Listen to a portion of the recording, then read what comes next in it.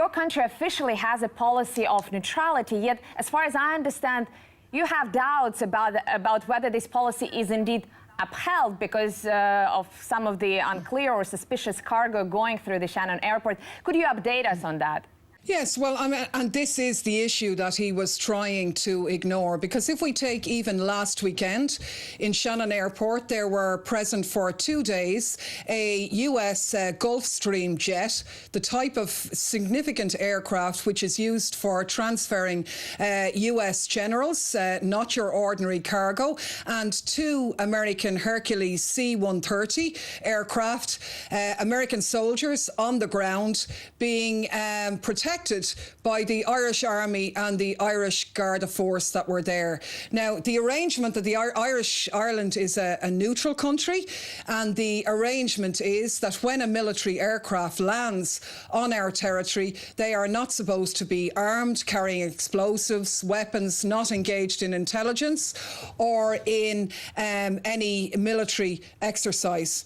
But our question is, how do we know? Those 3 aircraft, were they providing ammunition for Syria? We don't know that, because the Irish government won't investigate those or carry out an inspection on those flights as they should. But Deputy Daly, what does it really say about the nature, the state of democracy in Ireland and in general in Western countries, when people are led to believe one thing about their country, about its policies, and it turns out that it is not exactly the case? I think it tells us 2 things. I think many people in the political establishment internationally are disconnected from the real lives. As you say, they say one thing and do another. That is the new normal for these people. But it is shocking. And the reason why I think it is like that is that their relationship with the United States is based on trust. They say that the US have told them that there is no weaponry and no ammunition on those flights, but we don't believe that. And how do we know unless it's inspected? But I think this is probably the most important political question of our time, because the nature of democracy, because obviously the war in Syria that sparked your very passionate speech is also being waged under the slogans of democracy, and it is being aided by the countries who consider themselves to be democratic. But if what you call democracy is, securing those secret deals without any consultation with your people, without even letting your people know about those deals, then how is that democracy better than the authoritarian system that President Assad has, and that those democratic countries are really trying to get rid of so passionately? Yes, there is a huge hypocrisy spoken in our country. Our government got elected on a programme, and once it came into government, it did the complete opposite. That is the case with regard to many of the views that are being put out about the conflict in Syria. I don't agree with the Assad regime, but I do not agree with many of the rebels either, and I believe that the future of Syria should be dictated by the Syrian people themselves without interference from external forces. All of history shows us that where foreign intervention comes in the so-called name of democracy, it is ordinary people, civilians, who end up being homeless, who end up being dead, and who end up in a very unstable situation. And that is where, unfortunately, the Middle East is being led to at the moment. Yeah, I totally agree with you, but I also want to put a plug in for the Irish democracy, because people like yourself, whose views would appear somewhat marginal to the political establishment, are still able to get into parliament. And I wonder, how do you yourself explain your own election? Because it would be highly unlikely in many other European countries. Is it because people are tired of that hypocrisy that you mentioned, or maybe it's because they're getting poorer and they just don't want to be represented by men in pinstripe suits anymore? Yes, I really don't think that I am that unusual. Maybe I say things a little bit more directly than others would, but I am very sure that my views would be similar to the majority of Irish people, really. And I suppose most people are not confident that change is possible. Most people maybe, accept the status quo, but I think increasingly now, and certainly as a result of the feedback I've been getting on this internationally, people are sick of the way in which society is organised, and they would like to see occasionally people saying something different. I think it probably is connected with the economy as well, the way there is much greater inequality now and much more economic difficulty for a lot of people. Mm-hmm. Now, you just mentioned the economic crisis, and obviously Ireland has been hit very strongly by this crisis. I know that many Irish people had to seek employment abroad in countries like Australia, in countries like Canada. What impact do you think it has on your local democracy? Because arguably, when something like that happens, people abandon not only their families, but also their communities, and they're less engaged in the democratic process, and they have lesser ability to influence the decisions of those politicians who supposedly represent them.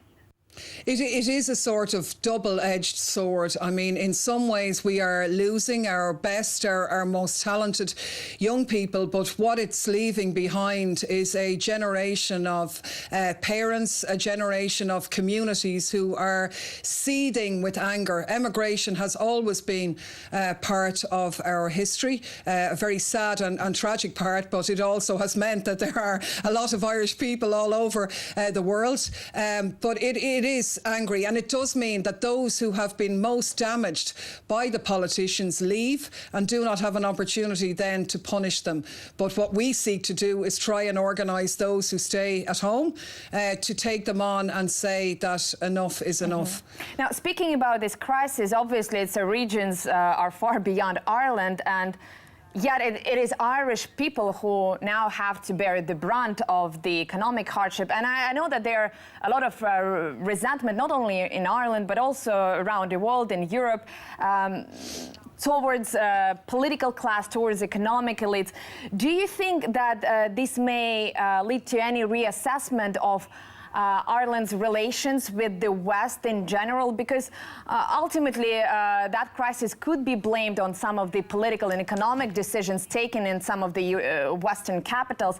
I guess what I'm asking is whether your calls of holding those who rule the world to account are really resonate with the rest of the Ireland's population.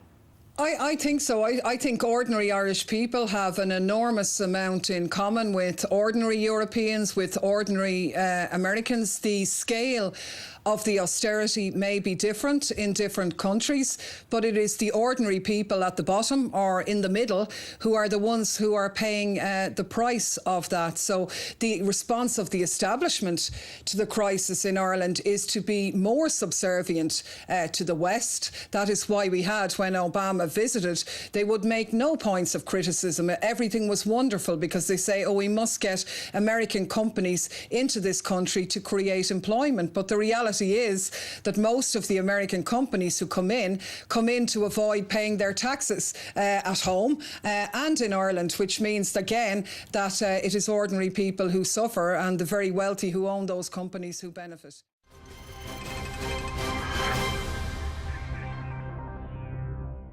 Welcome back to Worlds Apart, where we are discussing whistleblowers and the rule of law with Irish MP Clare Daly. You know, the idea that the US are spying on the EU in a war against terror, that they're on the European Parliament headquarters, no, it's far more to do with trade and trying to get economic advantage, and you would think that they would be angered. But then we had France giving out about this, but then they divert the Bolivian aircraft with the Bolivian president on it in, bending the knee to the United States again. Do you think the extraordinary nature of Snowden's revelations warrants a more flexible approach to asylum procedures? I have argued that position in our Parliament. I think you are totally correct. I mean, this morning we learnt that the United States have sent a provisional arrest warrant to the Irish authorities because they believed that Edward Snowden was going to travel on a commercial flight from Moscow to Cuba, which would be stopping in Shannon. They never go on to an aircraft when the United States carriers land people, where there were people suspected being trafficked on rendition flights. Did they ask them about passports? The Irish government turned a blind eye on that. This is an extraordinary situation.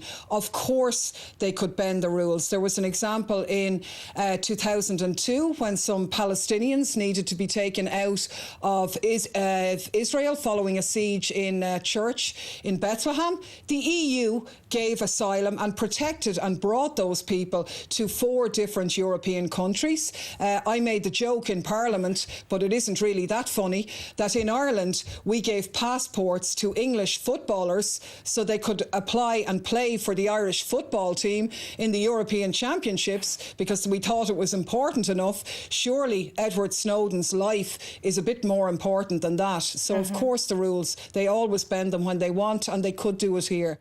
Now, as far as I understand, at this point, there are no international warrants, no Interpol warrant to arrest Edward Snowden, and neither could there be one because Interpol doesn't issue warrants for political crimes or suspected political crimes, and espionage is considered to be one.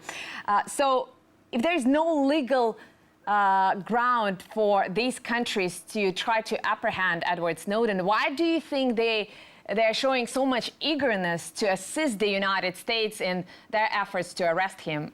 Yeah, I mean, I think there's 2 things. We have had reports of provisional arrest warrants being issued, but I don't think there is a legal basis for any action against him at the moment. So the only explanation is that the establishments in practically every country in the world are afraid of offending the United States government. Now, they have a reason to be fearful because the United States are using its weight, its economic weight in some instances, and its military weight in others to intimidate those countries. I think we saw that graphically with Ecuador threatening to take their trade preferences from them if they were to give him asylum, and other countries are afraid to give him any asylum. Now, I don't think that's good enough, but that is the only explanation as to why it is happening. Do you feel like your efforts are really paying off? Because it seems like the more the system is challenged, the more entrenched it becomes. Yes, that is certainly the case, and there is no doubt that the suffering being experienced by people globally is increasing. But you know, you can only draw 2 conclusions. You walk off the field and give up the game, or you keep fighting. And I think that we are never beaten unless we stop fighting, and we don't intend to do that. Well, Deputy Daly, that's a very uplifting note to finish the program. Please join us again, same place, same time, here on Worlds Apart.